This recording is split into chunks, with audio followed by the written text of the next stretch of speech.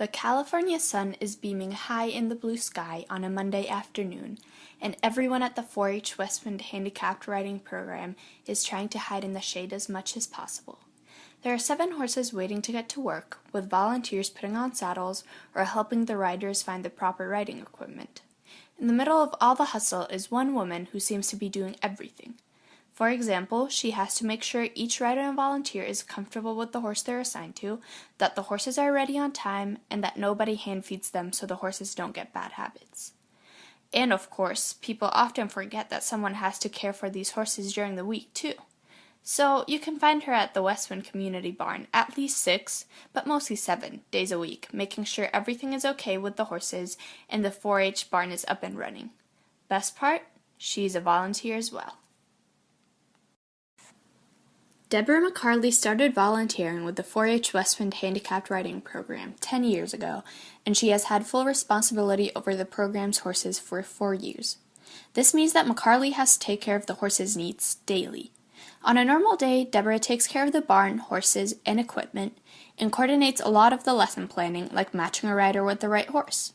However, things don't always go as planned, and that you have to, organize and prioritize, because you have your work list you're coming up to do, and almost every day you come, something new has happened that maybe has to rise to the top, and you have to juggle a lot of things and make it work.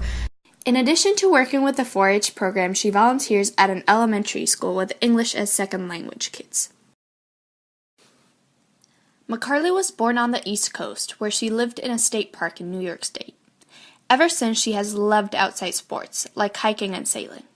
She studied biology in college, and now McCarley finds that because I was a biologist, didn't practice biology in my job and industry, but it actually helps me with knowledge of how the horses are working for medical things and how to figure out, when something's really wrong, when do you really have to call the vet, and then how to follow through on the vet's treatments.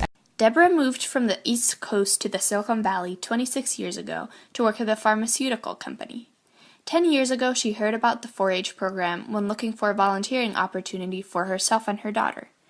They wanted something they could do together, and their love for horses took them to Westwind. At first, Deborah and her daughter volunteered 1 day a week, just like most volunteers do.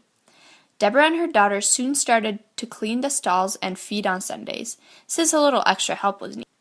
After a couple more years, the person who was responsible for the horses back then started taking longer trips, and Deborah filled in.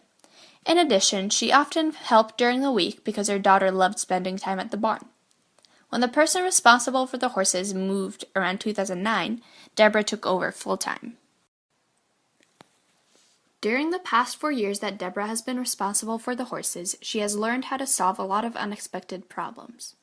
Things break and horses hurt themselves, and someone has to take care of all of it. Often Deborah just has to figure out a way to solve the problems she faces, because